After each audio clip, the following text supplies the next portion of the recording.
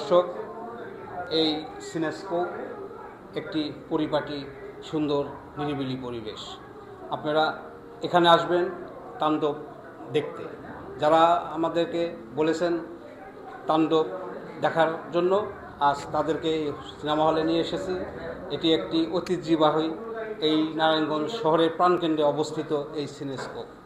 এখানে সব দিক দিয়ে আপনি আরামদায়ক একটি বিনোদন পাবেন এই জায়গায় আসলে। এই সিনেস্কোপে চলছে মেগাস্টার শাকিব খানের তাণ্ডব। কালকে আর কি তাণ্ডব মুভি দেখার জন্য আসছিলাম, যেহেতু ওনারা বললো যে টিকিট শেষ হয়ে গেছে, সেই জন্য আর কি পরবর্তীতে আমাদের আসতে হবে। এটাই আমাদের আর কি। তাণ্ডব মুভিটা কেন দেখতে আসছেন?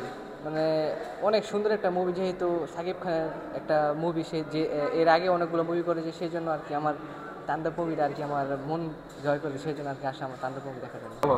কেমন দেখছেন? কেমন লাগলো একটু বলেন, দর্শক জন আবার আসে। না, খুবই ভালো হয়েছে। বলেন। খুব ভালো হয়েছে, আমরা 2 এর জন্য অপেক্ষা করতেছি। আচ্ছা,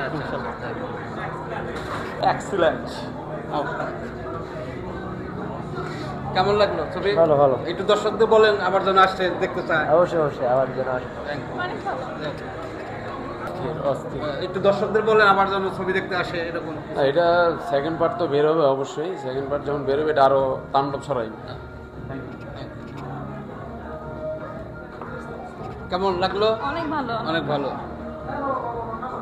দেখেন শাকিব খানের ছবি কেমন লাগলো? অসাধারণ। কেমন?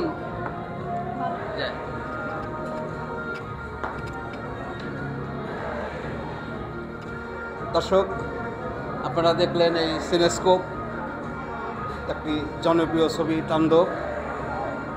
সবাই দেখছে এবং অনেক ভালো বলতেছে। দেখতে থাকুন এই চ্যানেলের মাধ্যমে। বলেন। খুবই সুন্দর, হ্যাঁ, খুবই সুন্দর, অনেক ভালো লাগছে। আপনি দর্শকদের বলেন যেন ছবি ভালো হয়েছে। সবাই আসুন, তাণ্ডব দেখুন, আমাদের বাংলা মুভিকে এগিয়ে নিয়ে যান। সুপার সুন্দর, খুব সুন্দর। একটা ইউনিভার্স দেখতে যাচ্ছি, রাফি ইউনিভার্স।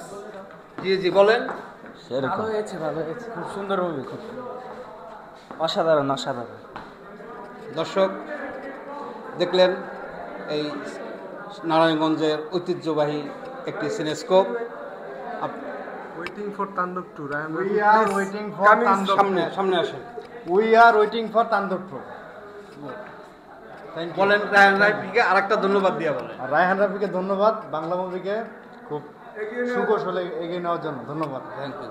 দর্শক, আপনারা দেখলেন সবাই উৎসবমুখর পরিবেশে এই নারায়ণগঞ্জ প্রাণকেন্দ্রে একটি সুন্দর পরিবেশের এই সিনেস্কোপে দেখলেন তাণ্ডব ছবির।